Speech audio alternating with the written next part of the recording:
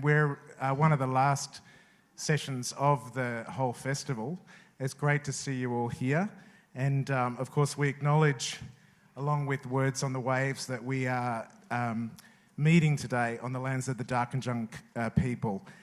This panel today has been it's been supported by the Bad Sydney Crime Writers Festival, which is taking place, this is your next festival occasion to mark your diaries for, at the Sydney Mechanics School of Arts, September 11th to 13th. We'll see you there for what we're calling the preeminent crime writing event in the Southern Hemisphere. So we'll see you there. You might be inspired by some of the books we're talking about today. As Kay said very kindly, I'm Michael Burge. I'm a journalist and author. 15 years ago, I embarked on the journey of writing rural noir. Now, what is it? It's broadly defined as storytelling about dark deeds that need investigating in country towns. My debut novel, Tankwater, and its upcoming sequel, Dirt Trap, capture part of this journey, which is about a journalist confronted by hate crimes in his hometown, well west of the Great Dividing Range.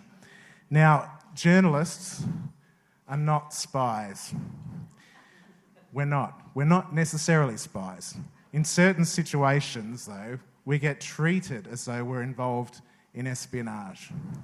I can't tell you the number of times I've fronted up to report a council meeting and they're looking at me like I'm some kind of James Bond. In certain situations, we are. Perhaps that's the reason that Words on the Waves have selected me to moderate this chat today with two authors and, unfortunately, one absentee author. Jack Beaumont can't be here today. His cover story is that he's sick. Do we believe this? Or is there just an elaborate ruse? Who knows? But we do feel for him if he's genuinely got influenza A. Hands up who's had it and is still here. Anyway, we'll be talking about his book in his absence, and we send him our best wishes. So we have two authors who are most certainly in the pursuit of using fiction to shine a light into some very dark places. Please welcome them. Tim Ayliffe and Sam Guthrie. Give them a hand. Thank you. Now, before we crack on, I'll just tell you a little bit about these guys. So Tim's thriller novels have been informed by his 25-year career as a journalist in Australia and internationally. He writes about espionage, extremism, politics, and the global power games at play in the 21st century. He's been the managing editor of television and video for ABC News and executive producer of News Breakfast.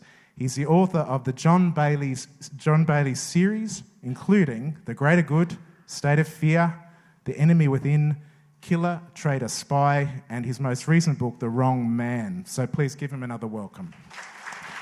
You'll see most of his books are available in the bookshop later on. Sam. Now, Sam Guthrie just told me this is his first festival event because his first book, The Peak, this is probably the only actual copy of it in the room. So welcome, Sam. He writes international political thrillers based on his experience working in the nexus of business, politics, and international diplomacy. Prior to publishing his first novel, The Peak, Sam had a 25-year career in international relations, serving as a trade envoy to China, an Asia-Pacific corporate affairs advisor and political lobbyist, and a senior government official. Look how... you're barely old enough for all of this. He's worked extensively across Europe, the US and Asia, and has spent close to a decade living and working in Shanghai, Hong Kong and Prague. He has a master's degree in international relations. So give him a rounding welcome to his first literary festival.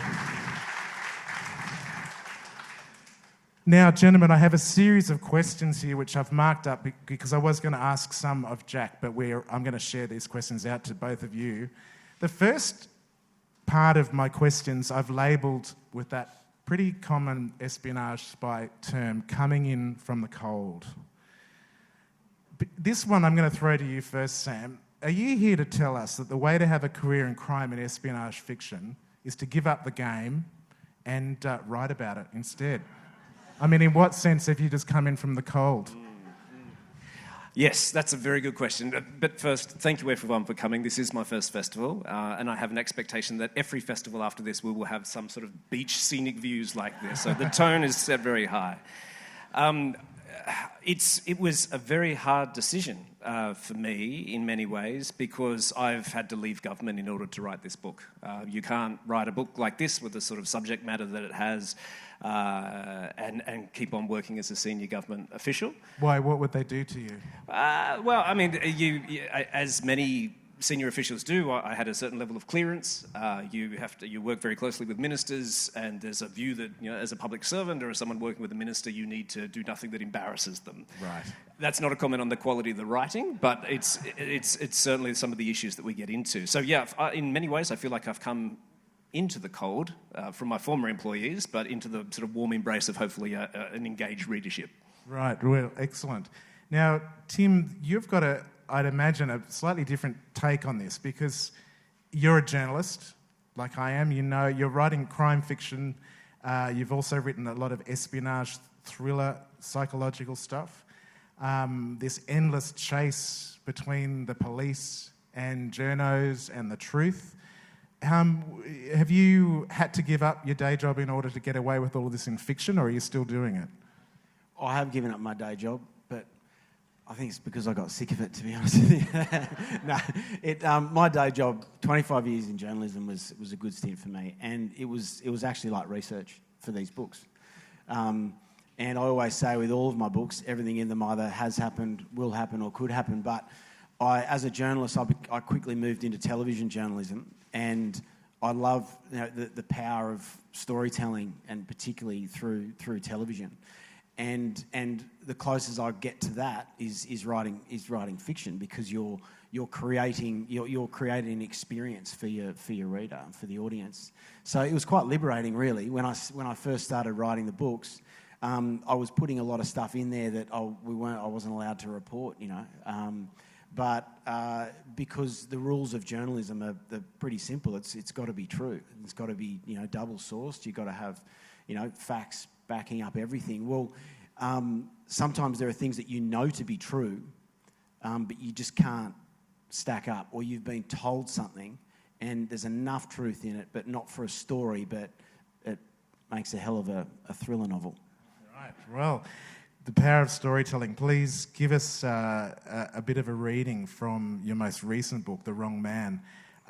Set it up as much as you need to in order to let us into the context of this particular extract. Well, I'll preface it by saying all of my books, Sydney and its surrounds, and Australia, but particularly Sydney and its surrounds, are characters in the book. And why I was so excited to come to Words on the Waves is because key parts of this story happen just in the hills over the back of Patonga. And I'm planting the seed now, but you've got to get a fair way in the book to get to there. But also, the opening of the book is in the waters just out there off Lion Island. So that's where I'm going to start. So how many people here live in this region? Just about everybody. So did you realise that you live in a very crime-ridden... I'm seeing a lot of solid sails out there, with all those hands. So what are you reading for us, Tim? Okay, I'm going to read the prologue. John Bailey wasn't into boats, and he especially didn't like this one. The cruiser stank of petrol and rotting fish and had a hard deck that amplified every bump in the ocean. But the boat wasn't the only thing bothering Bailey. There was the dead guy leaking blood on the deck beside him, the chains attached to Bailey's ankles, and the handcuffs digging into his wrists. There was also the man sitting opposite, tossing a gun between his hands like a cricket ball. You might want to be careful with that, Bailey said. You wouldn't want to accidentally shoot someone. The man smiled and winked. When this goes bang, it won't be an accident. So what's the plan? You and your mate up front just going to chuck us overboard and sail off into the sunset? Something like that. Annie Brooks was sitting on the deck in cuffs and chains beside Bailey, but the cut on her lip and bruises on her arms didn't hold her back. Police are onto you, she said. You won't get far. We already have, you stupid bitch. Sorry. Bailey checked his watch. Almost 11 p.m. They'd been on the boat for more than an hour and were so far out to sea the lights on the coast had almost been swallowed by the night. People will have seen us, Annie said. The man smiled again. You really should have left this alone. The engine stopped and the driver stepped out of the cabin. Let's get this done. Without the hum of the engine, Bailey could hear the wind and water lapping against the hull. If he had any ideas about how to get out of this, now was the time to use them. The guy with the gun whispered something into the other man's ear. Both men smiled and nodded in agreement. One of them pointed to Bailey. You first. Up. Bailey stayed put. I'm not going to make this easy for you. The driver bent down and picked up the 10-kilo weight that was attached to the chain around Bailey's ankles. Talk as tough as you like. When this goes over, you do too. The man held the weight high above his head and walked to the edge of the boat. Get the F up. The other man pressed the gun barrel against Bailey's head. Or I can just put a bullet in you right now. Bailey didn't move. The man pointed the gun at Annie. How about I shoot her first? Please, we have children, she said. It's not too late to stop this. Yeah, it is. Okay, Bailey said. I'm getting up. He rolled onto his knees, his eyes mining the boat for anything he could use as a weapon. All he could see was a plastic bucket, a fishing reel, and 2 life jackets fixed to the wall. Get him over here. The guy with the weight was standing beside the motor, gathering the chain. Hobbling to the back of the boat, Bailey leaned against the rail. Any last words? Before Bailey had a chance to respond, the guy threw the weight into the water, the chain chasing it into the sea. Say hi to the fishies for me. No, Annie screamed. Bailey felt a rough shove in his back and then he went over the side. Thank you, Tim. So, I'm asking all of you this, is this an everyday occurrence out here in the bay? We were saying before we got into what a lovely setting it is for a writers' festival. You need to have some sort of crime club or something, I think. Thank you, Tim. Well, what a setup for a crime/espionage/justice story. Now, these books, including Jack's and a lot of other authors in the last 100 to 150 years, I looked at the history of espionage and spy fiction and found some very unusual early titles that have been around for quite a long time. We have secret agents, we have operatives, we have disruptors. We've seen the evolution of characters like James Bond over time. So what I wanted to ask you guys, I'll ask you first, Sam, is how did you decide on which kind of spy you wanted to explore? You have a double set of protagonists, which I think is a very gutsy thing to do in a first book. You've got Charles and you have Sebastian. How did you decide on making this kind of, I think we'd call him a hatchet man?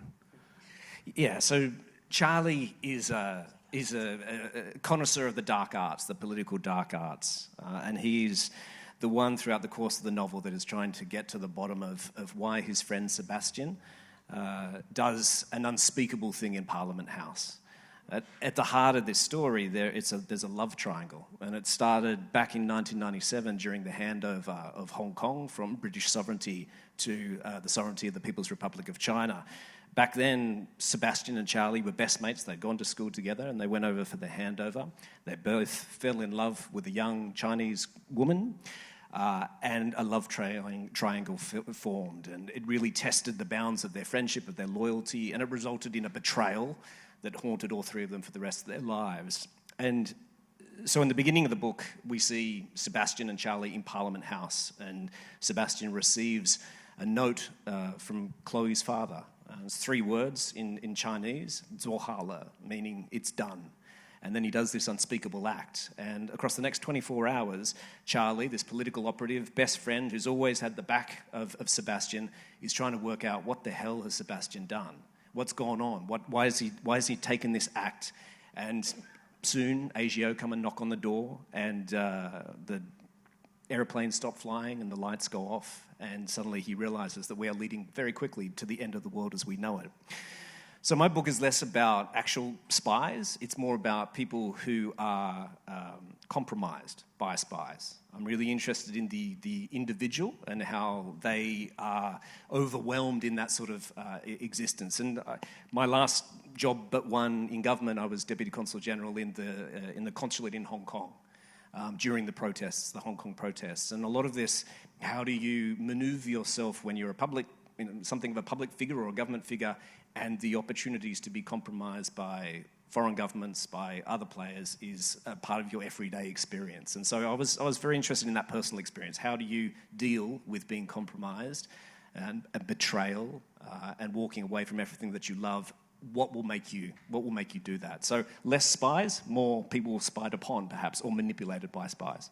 Okay, now I'm not going to let you get away with that answer, which was a good answer and a great introduction to the peak. But I want to know about this hatchet man. Did you know them, or were you one? See, I thought if I threw out enough chaff, you'd let me get past the...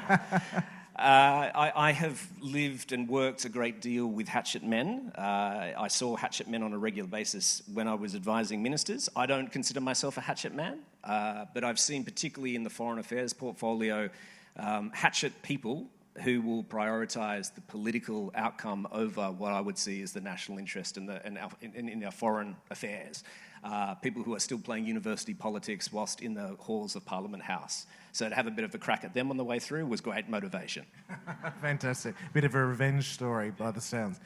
Well, your version of a hatchet man, Tim, John Bailey, he's hard-bitten, old-school reporter, a former war correspondent in some of the books. Where did he come from within you? Again, it's the same kind of question. Is this you, or is he guys that you know and worked with, or a combination, or where did he spring from? He's definitely part of me in him. I wasn't a war correspondent, though. I worked with a lot of war correspondents, and in a way, he's an amalgam of a lot of different people. And the damage that those journalists have in them after covering those stories is for the rest of their lives. And I've seen that in the PTSD in those sorts of journalists. And it's that idea that they give up everything in pursuit of the truth or the story. You know, it's the same thing in a way, but there's that adrenaline that they I guess, run on. And so for a reporter, often most reporters, particularly those in television, but in print as well, that one of the pinnacle opportunities for them would be a posting overseas. And so a lot of those reporters, once they get on that correspondent sort of wagon, they find it really hard to get off because it's addictive, because the small stories that you're covering in Australia suddenly appear minuscule to the big picture stories you're covering overseas, whether it's in a conflict zone or terrorism, etc. So for me, that's where the character came from, really. It was those people that have given up and given up so much of their own life, and selfishly, they're dysfunctional human beings. Many alcoholics. And that's not all of them. And there are those that have that manage to have, great family lives, etc. But there are a lot of those that don't. And for me, I wanted to have a true representation of what that kind of addiction... He covered wars in Iraq and Afghanistan. He's kidnapped and tortured in Iraq. This is part of his backstory. And again, as a journalist, kidnapped almost every week somewhere around the world. So these things are not unrealistic. So for me, that's the backstory of the character. And really, with the first book, he's at the end of that life. He's at rock bottom in Sydney. His best friend is the editor of the newspaper where he works. And he's on his last chance, really, which is you need to go back to work. You're not going back overseas. Someone's been murdered. You need to go cover the story. And that's actually the start of the book. And I use a lot of backstory that, fleshes out exactly what happened to him, how he came to be who he is. But that's the Bailey character. He's got a daughter that he's trying to rebuild a relationship with, an ex-wife, and etc. So where do we find him at the beginning of The Wrong Man, which is the fourth? Fifth, yeah, can't keep up. The fifth John Bailey, but where do we find him at the start of this story? So he's doing pretty well. He goes to AA meetings. He's been off the booze for a while. He's got a partner, Annie, who's unfortunately on the boat with him that I just told you about. She's a journalist as well. So he's back on the investigative beat, and he's holding down life, really. He's got a rescue dog. It's a greyhound. His daughter gave it to him because she thought that, taking care of something might actually teach him a lesson or two.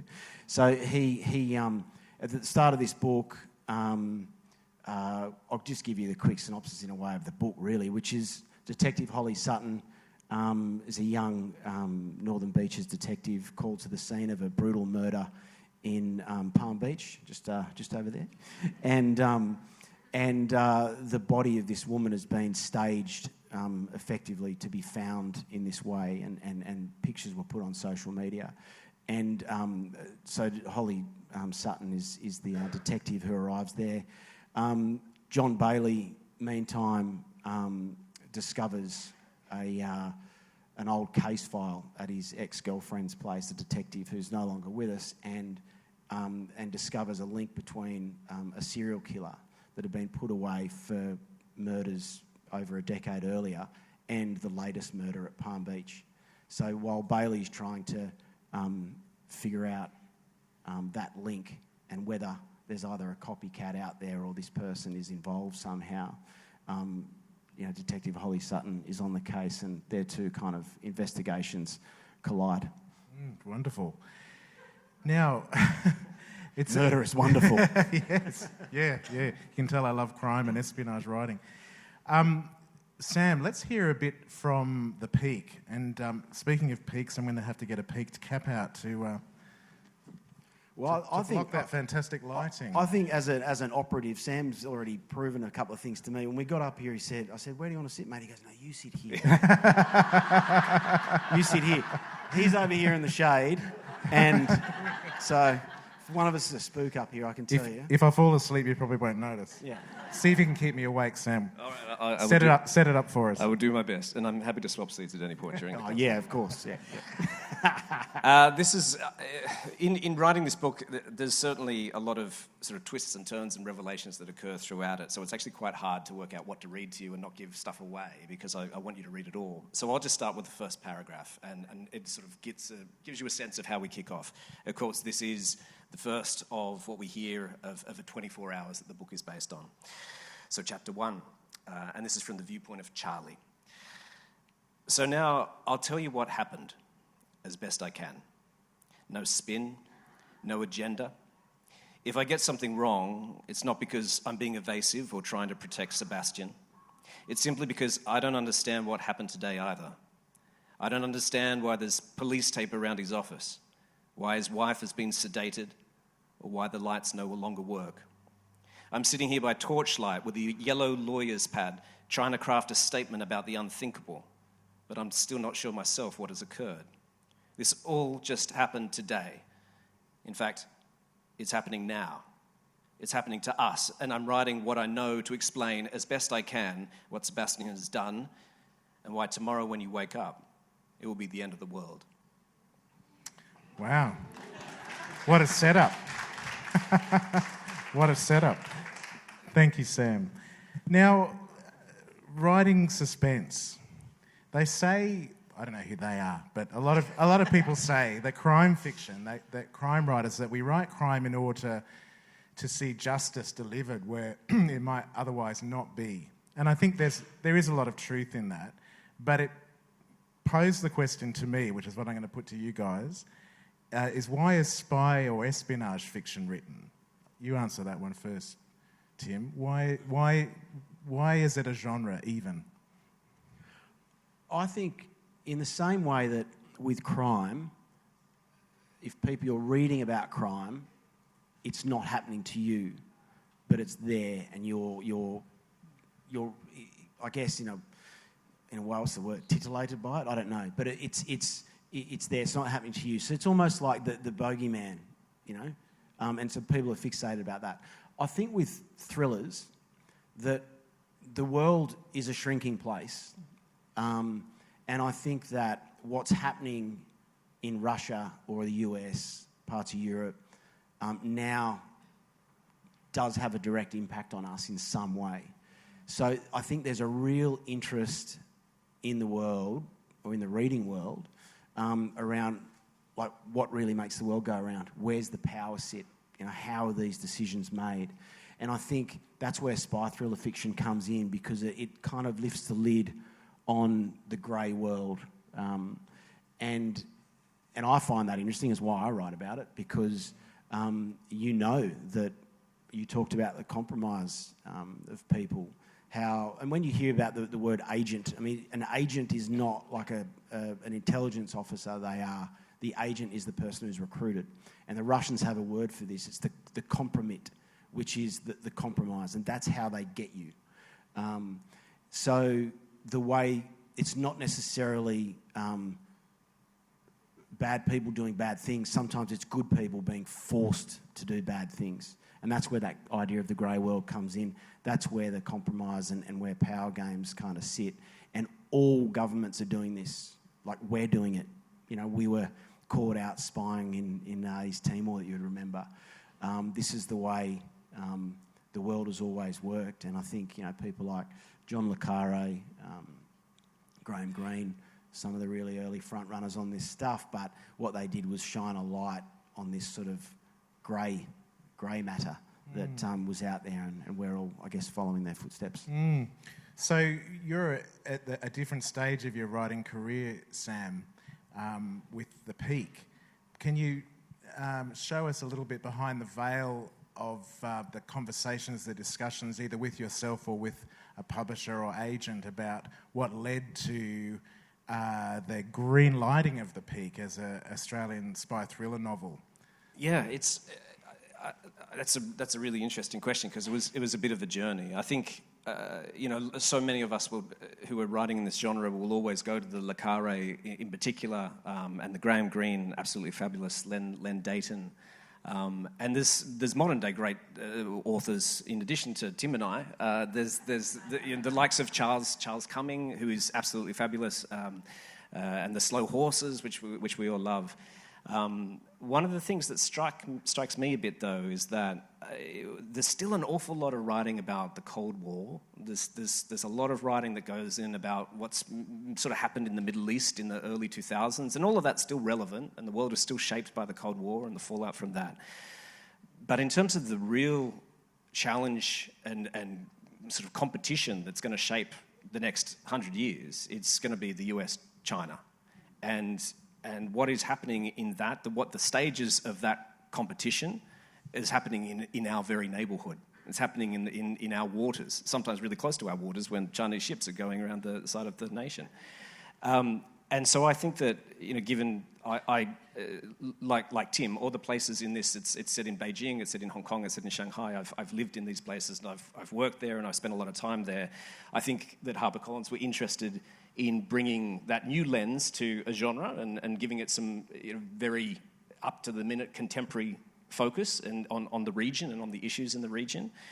But equally, the thing that I love most about le Carre is that it's not that sort of action, it's not all car chases. And I had a conversation with my agent about this book and said, maybe there needs to be more car chases to get people in. And I loved him to death, because his response was, well, yours is a car chase of the mind.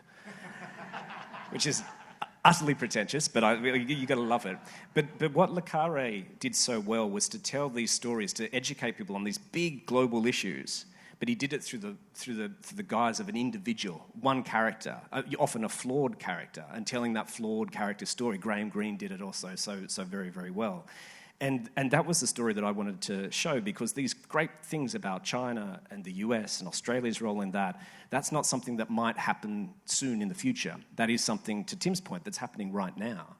And when I was, you know, on the ground in China, speaking of people who have been compromised, you know, it was my job in many instances to address the fact that the business delegation clearly there were video cameras behind the bathroom mirror, or to address the fact that a well-known CEO had some issue late night with the woman that shouldn't have been in his bedroom, and that needed to be dealt with, or the minister who drank too much at a certain event, or the Australian business person who was being offered sums of money to write research reports for some strange contacts that he met in various dubious places in Shanghai.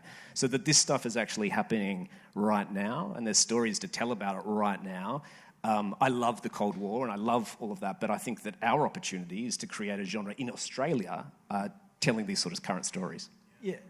Look, the lighting on him is getting pretty good now. He's feeling the heat just as much as us. Well, I just to respond to that, I think it's a really good point. I'm really excited to read your book, actually. It's a shame that I've got to wait another month. But But yeah, that idea that Australia now, I mean, we are literally caught in the centre of the US-China power struggle here. And I was in the US in 2012. I'd won this State Department scholarship, and I was in Washington. It was around the time of Obama's re-election campaign. I've got a great photograph. I had great access. I've got a great photograph of me and Kamala Harris, which is totally useless now. But I'm in the US State Department, and I'm having this conversation with these guys. It was one of those scholarships where I wasn't allowed to work, so I'm not allowed to report on anything. So we're having this conversation, and I'm asking lots of questions about regional affairs, really, focusing on the Asia-Pacific region. And then at the end of it, they said, "Do you mind? We've got a few questions for you." And I said, "Well, I was then the executive producer of News Breakfast. It's 13 years ago, and I said, well, I'm just a journalist in Australia. I'm not sure what I'm going to be able to tell you don't already know." And they said, "Well, we're just interested in your views on these things. So I want to start with, could you ever imagine a day when Australia would turn its back on the US in favour of a closer relationship with China?" And I went, "It's not a bad sort of little question." But it doesn't really matter what my response was at the time, but the Americans have been thinking about this for a very long time. Very long time. And Australia actually is now geographically quite important in what's going on in this global power game that Sam was talking about with China. You've got, obviously US government and Europe coming out and saying that the US and China, I guess, competition is the story of the 21st century. So that's what got me thinking around, if I'm going to write a spy thriller, well then that's where I'm going to start.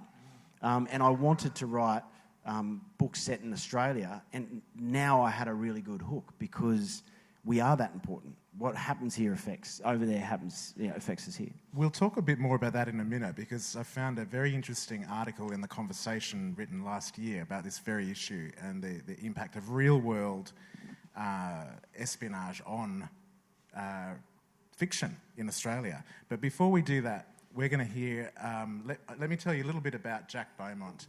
And we have made contact with him. Proof of life. He does actually have influenza A. Yeah. And Tim will read an answer that we got from Jack. But Jack Beaumont is the pseudonym of a former operative in the clandestine operations branch of the French Foreign Secret Service, the DGSE. He joined the company after being an Air Force fighter pilot and later flying special operations and intelligence missions.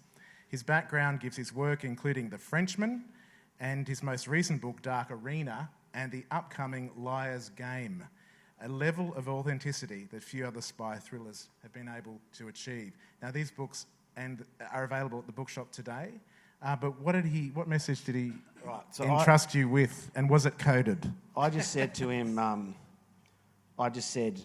look, if you're up for it, give us an answer to this question. Who is Ayliffe Depayne, and what drives him? So Ayliffe Depayne is the Frenchman. He is the... Well, he answers all. Oh, sorry. I'm speaking for him. Gee whiz. All right.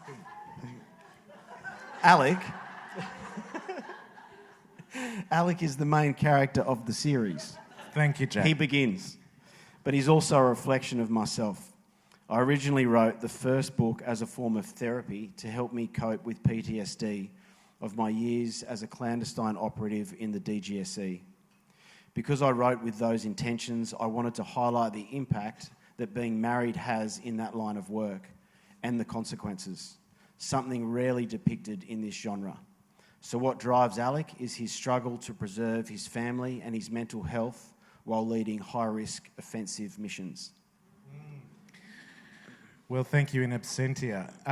That leads me very nicely onto the next bracket. I've called it Family Men. You both and Jack have obviously written male protagonists who have very strong emotional ties to loved ones, people that they care about, people that care about them, spouses, children, girlfriends, school friends. Now, I haven't seen the last few James Bond films. I haven't kept up with them, but and so I'm saying this because my view of James Bond is probably really, really outdated. But it seems to me that all of those connections kind of go a bit against the grain of the James Bond trope. So the question is, and I'll ask this of you first, Sam, is spy writing, has it settled down? Is it... Or has it grown up? Has it grown up? Yeah. You go, Sam. No, it definitely hasn't grown up or settled down. But I do think that someone like the work of Jack Beaumont is so exciting because it is so true to life. It is realistic, and I think that the reality of the modern day, be it a spying world or a diplomatic world or a foreign correspondent world, is people have families, and those families are both something that are cherished and you want to keep safe, but they are also vulnerabilities in some of these situations. Absolutely, if you're having a career like Jack, then you'd be very concerned about your family or your other loved ones. For me, going away as a diplomat, we went through all the training about, you need to explain to your partner about what happens if they're approached by a stranger. What happens if you learn that they've got a new friendship that might be, someone's offering them money, or someone's offering them business, or someone's asking too many questions about what you're doing at the consulate. The compromising opportunities for me, the proverbial honeypots, and things that could put strain on your family. The warning that if you're sitting in your apartment in Hong Kong and the television comes on, it means that you're bugged, and you laugh about it. That's never going to happen. And within the second week of being in Hong Kong, the television comes on. The needing to tell the people who look after your house that they can't let someone to come in to do the wiring and saying there's a problem, we need to fix the air conditioning when there is no air conditioning, and why are they in your house? So all of these vulnerabilities are heightened when it involves not just you as an individual, but those that you love and cherish most in your world. And I guess as a writer, that's the great jumping off point, isn't it? You lean into what upsets me the most is anything happening to those people or within that context. And that's obviously where the guts of inspiration come from when it comes to putting pen to paper. Now, you transpose this question very well. Has spy fiction grown up? Do you think? You've written quite a few of them now. Well, I mean, I write there's spy thrillers and crime in a way, but look, I think so. I think that there is still, if you want that kind of rollicking Jason Bourne style kind of novel, they're still out there and they're good fun. I think there's room for all of us, but I'm just not interested in writing those books. I mean, I'm really interested in writing stuff that's very true in a way. And I do think you can get really close to the truth in fiction. It's a great way to explore big issues. Your job as a writer is to make sure it's thoroughly entertaining. So for me, I've just got a rule that every single chapter in the book needs to advance the plot in some way, whether it's through character or plot. So I keep the pace moving, but I do really look for ways to explore some serious issues. And with that, I've got China's in lots of the books in various ways, but Australia caught in the middle of the US-China power struggle was the first book, and then the second book was Islamist-inspired terrorism. Third book was white supremacists, neo-Nazis and the rise of the right, and also abuse of power. Fourth book is the Russia-US spy game and the closeness of ties with the Russians and the Chinese.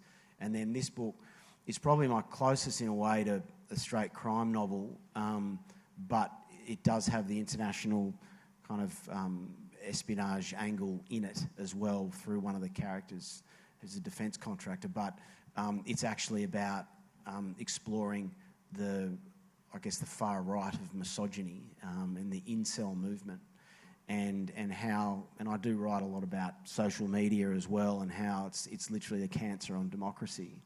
And I think with artificial intelligence now, we're seeing the same mistakes being made, and unfortunately they're going to be irreversible. So for me, with my books, like chasing the truth in them and moving away from, I guess, James Bond's not real, right? I mean, so moving away from that kind of storytelling, it was never a temptation for me, but I always preface that with a but, which is I try to write thoroughly entertaining, pacey novels that people want to not put down. Well, look, I've got more questions for these gentlemen, but you are here potentially to ask questions of your own.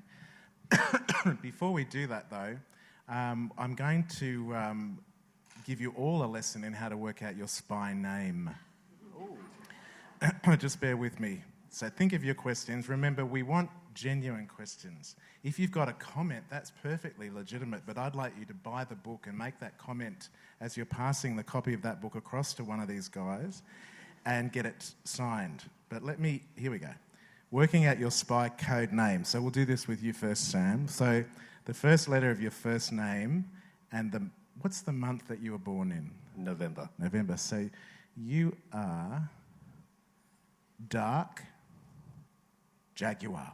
Ooh. So if you have a question for Sam, I'd like you to pose it to Dark Jaguar. Dark Jaguar.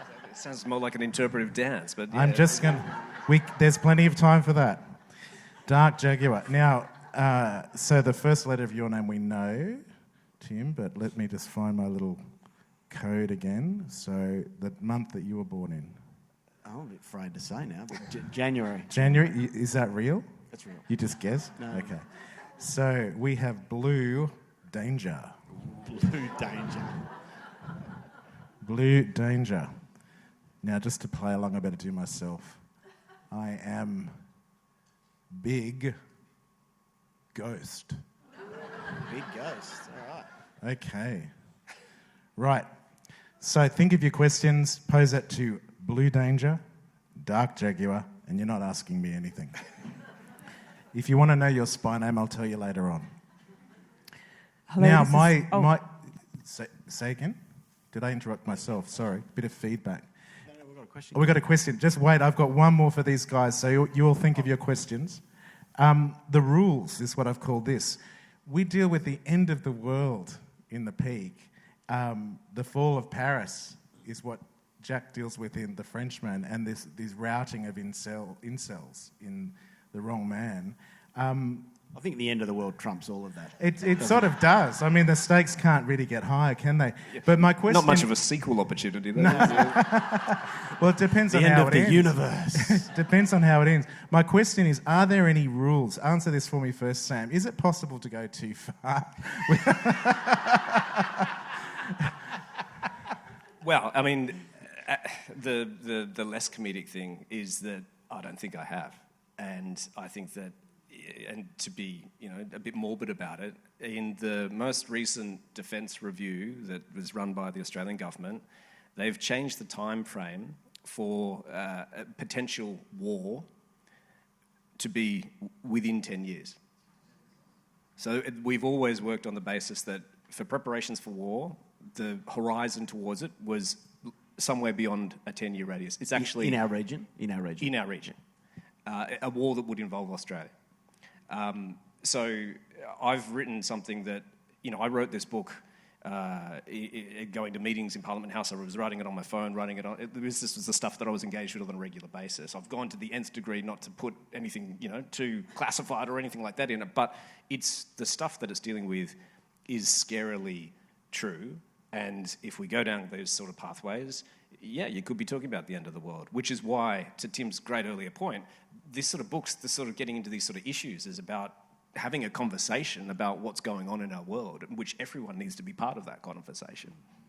It's a good point. I do think that this is sometimes novels are the place where people are going for that information as well. So I feel like in some ways, when you're reading our kind of books, you've got you've got a responsibility to make sure that they're at least close to the truth because some people don't read newspapers anymore. Have you ever had to show a manuscript to a lawyer? No. No, wow. So this is very freeing compared with journalism. Yeah, well, look, I've got a radio shock jock that's based on Alan Jones, and he hasn't gotten upset yet. So he's a bit busy at the moment. He's otherwise engaged. He's otherwise engaged. Yeah. Alrighty, so now we'll open up to questions. Please remember, genuine questions for Dark Jaguar and/or Blue Danger. This lady or here. Big Ghost. Or Big Ghost. Oh, right at the back first. I'm sorry, they'll come down to you at the front. This one's for Dark Jaguar. I've just finished reading The Power and the Glory by the wonderful Graham Greene, and you mentioned two men fighting over a woman in Asia. Just wondering what your inspiration was from Graham Greene in your book. I love Graham Greene. In fact, I came to Le Carré via Graham Greene, and so he's absolutely wonderful. I think that the busted protagonist that is so much of Graham Greene, the green land idea that it's just sort of this haze of gin and tonics in some sort of back end, colonial backwater. But I think that what's changed since Greene was writing is the context, in that it's no longer about the linen suit wearing colonialist sitting on the balcony looking at the poor labourers and all the rest of it. It's the world that we're in now is fundamentally different, where that person in the linen suit is probably going to be much poorer than anyone else in that context, and the pressure is on them. In terms of the love triangle, there's certainly elements of my story in that, and the less said of that, the better. Go on, Sam. Now, You all wanted to know. Is your question for Dark Jaguar or Blue Danger? It's Dark Jaguar. Oh, he's popular, isn't he? There's an ABC program called Global Roaming. Hamish and Geraldine Doog were interviewing, and I'm sorry, I only got half the introduction, so I don't know who it was, somebody from America to tell us what was really going on with Trump. But during the course of the conversation, he said Australia had just made the worst deal ever with China that they would come to regret. What do you think? Worst deal with China or with America? No, the trade deal we've just made with China, and this was the American saying, we did not know what we were doing and that we would come to regret it. I think, the good thing here is that I no longer work for government, so I don't get the key messages sent to me every morning, so I can only speak for myself. What interested me in this book was the Americans have been very worried for 10, 20 years about Australia being pulled into the Chinese orbit. Australia is seen as the weakest link in the Five Eyes arrangement, and given the trade imbalance between Australia and China, given how much we depended on them, the Americans were very concerned that we would be pulled away from the alliance. And that was part of the motivation for AUKUS. AUKUS is about sort of making sure that we're stuck and sticky within essentially the defence apparatus of a forward deployment from the US. So I think the Americans very much liked that as a trade deal, and in terms of AUKUS, and I mean they're also getting a lot of money and we're building up their industrial base, so they like that as well. Whether that's a good deal for Australia remains to be seen. But I think something fascinating has happened right now with only 3 years ago, China put $20 billion worth of trade barriers on Australia, and a lot of businesses suffered as a result. Now we see the US doing the same sort of thing. And what the US has done across Southeast Asia is pushed many of our allies, or who we want as allies, away from the US and away from Australia. So how do we pick a side in that sort of mess? And I think that gets increasingly more difficult. And many of my Chinese friends understand what's going on now in the US through the lens of the Cultural Revolution. We had a Cultural Revolution in China, and it went very badly, but what's going on in the US is also a Cultural Revolution. So in amongst all of that mess, making any sort of trade deal, making any sort of deal, I think everyone loses. Remember that was Dark Jaguar that said that? When you quote this lady here. This is a question to both writers. With the craziness of Trump, Hegseth, Musk in the United States and the rapid changes happening there and their own cultural revolution, how do you set a book in the future now when truth is actually stranger than fiction? If you're setting a book a year into the future or something. Do you want to take that one, Blue Danger? Well, thanks, Big Ghost. Look, I think that nothing's off limits anymore. I mean, you couldn't make up Trump if you're coming up with a character. Or J.D. Vance, for that matter, and he's likely to be the guy that takes over. I mean, J.D. Vance is literally a great American story that then turned into what we would consider some kind of practical joke. He stands for nothing anymore. So, yeah, I mean, for us, predicting the future, it's not something I guess we need to do, but it's a fertile ground, let's just say, but with very, very high stakes, real world consequences. You got any thoughts on that, Jaguar?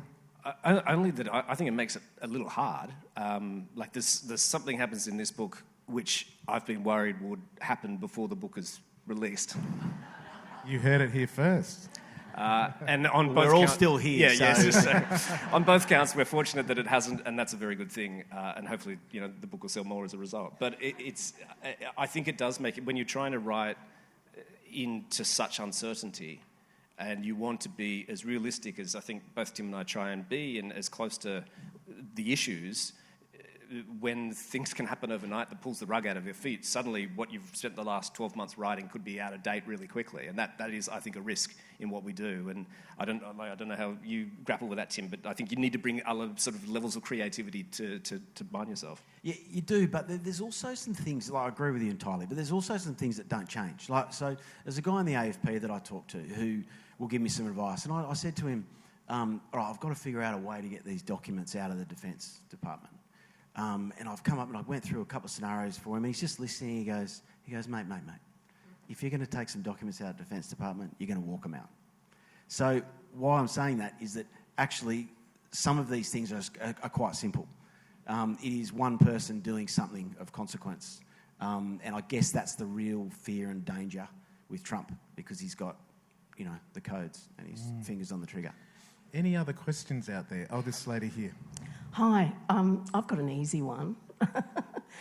Sometimes with fiction writers, they say that their friends or close, intimate people want to see themselves in their books, in your books. And that got me thinking, if you have a significant other, you've got a fine line, haven't you?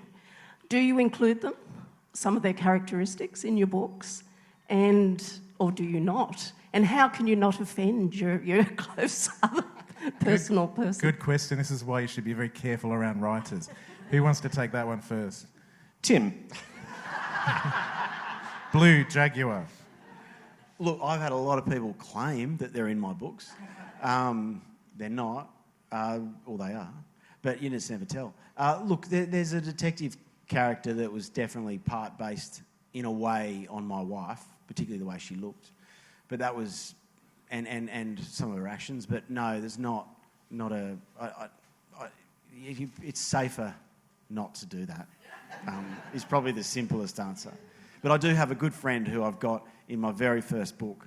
I changed his name from Matt to Marty, and he plays a bouncer in a bar that this guy Matt used to own. I kept the name of it, but then I created all these different things around this character. Like the fact that he would visit brothels on occasion. So he got very upset with me about that. And so did his girlfriend. But anyway, we had a laugh about it. They're okay. So, very good. So, Dark Jaguar, is this scene going to appear in your next book? At a writers' festival on the coast where crimes regularly happen on yachts in the bay? Yeah. I'm inspired, absolutely. Excellent, yes. Excellent. And I should point out that my wife is in this audience, so just to answer that question briefly, this book for me, less about the love interest element, but it's deeply focused on those long-term sort of friendships that you have as a young person that's carried through your life. Whilst the story is told in 24 hours, the time frame is across 30 years, from people first meeting each other in high school through to whatever happens to them in the end some 30 years later. And so the book is actually it's dedicated to school friends, because that is, I think, finding the emotion in that real point of connection. It's not an individual person I've plucked out from my real life and put in there, but finding that emotion that links me to what I think of when I think of my school friends. That's where you try and get some of the authenticity into it as well. Any other questions? I think there was one more here. Yeah. Which one of these gents is it for? Dark Jaguar, Blue Danger. Dark Jaguar. I'm quite interested in how a person such as yourself, who's been in a government position, very high up, very influential position and privy to a lot of information, actually ever gets to leave that job, and whether there was any vetting of the book that you were writing. It's a good question. I was very concerned about elements to do with that, and rather than to go into it into enormous detail, we offered to Mike Burgess, the head of ASIO, we offered them to read the book in advance, not to have them approve it, but to just have them aware that it was coming, and that it was something that was done with goodwill and good intentions, as opposed to sort of throwing a match over your shoulder as you walk out of the joint and blow things up. So we absolutely took that into consideration. That could cause something to happen that they're actually replicating from your book, couldn't it? I mean... So I'm responsible for the end of the world as we know it. Maybe. Well, at least you won't be here to have to explain yourself. Any other questions? Down here and then one over here. Thanks. It's on a very similar line, and not having had the advantage of reading the book yet, but are you nervous going through customs into China or into the US now? Very good question. No, because I'm not going. Perfect. There we go. This gentleman over here has a question. Is there enough fertile ground in Australian politics for you to lend your imagination? Yeah, plenty. And I think I do in my books. It's in and out of... It's definitely... I've got politicians as characters in the book. I mean, particularly the last 2 decades. I mean, what a shit show. So, yes. I mean, if you're going to write, as we keep saying, we're writing, real-world thrillers, then, thanks to Rudd and Abbott and co for giving us some great stories to tell. Yeah, absolutely. Yeah. Any other questions? No problem. Oh, one down the front here. It's like an auction. Sold to this lady down the front.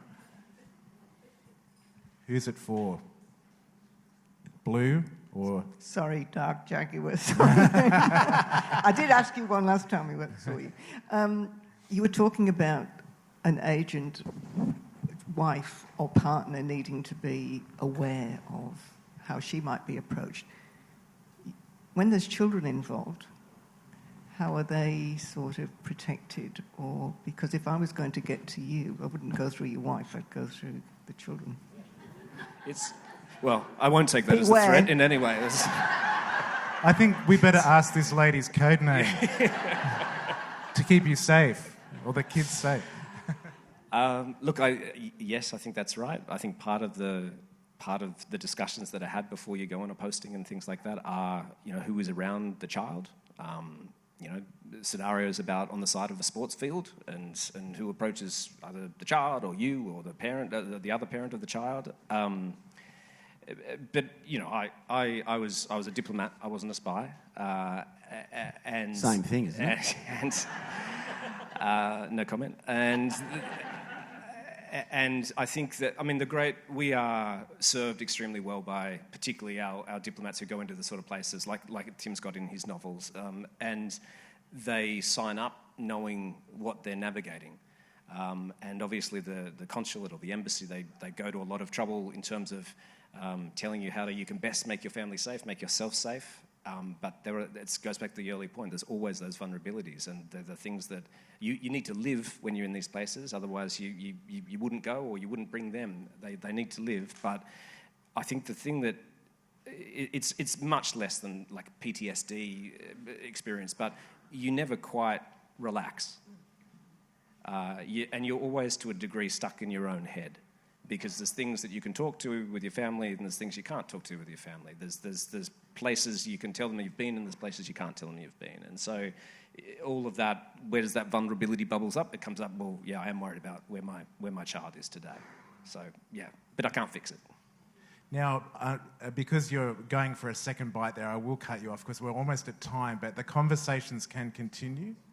Of them, if either of them are prepared to answer the question, which I suspect they may not be. But thinking of James Bond, does anyone in the Australian Secret Service have a licence to kill?